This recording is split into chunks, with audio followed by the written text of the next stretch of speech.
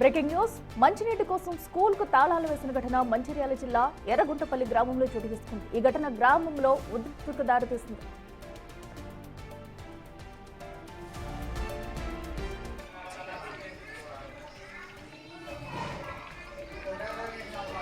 ఎర్రగుంటపల్లి గ్రామంలోని ప్రభుత్వ ప్రాథమిక పాఠశాలలోని బోరు పరిసర ప్రాంత ప్రజలకు నీటి వనరుగా ఉంది. అక్కడ నుంచే మంచినీరు తెచ్చుకుని డైలీ అవసరాలు తీర్చుకుంటున్నారు గ్రామస్తులు. అయితే ఈ నేపథ్యంలో మంచినీటి కోసం రెండు వర్గాల మధ్య వివాదం తలెత్తింది. గొడవ తీవ్ర రూపం దాల్చడంతో స్కూల్ కు తాళం వేశారు గ్రామస్తులు. ఇవాళ ఉదయం నిర్వహించాల్సిన విద్యార్థులకు పరీక్షలకు అంతరాయం కలిగింది.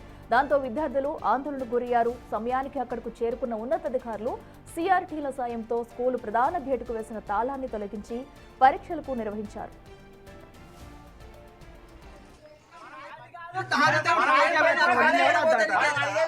రేపు బడి బంద్ అయితే రెండు బిందెల నీళ్ళ కోసమే తప్ప వేరే ఏం లేదు. మనం అడిగి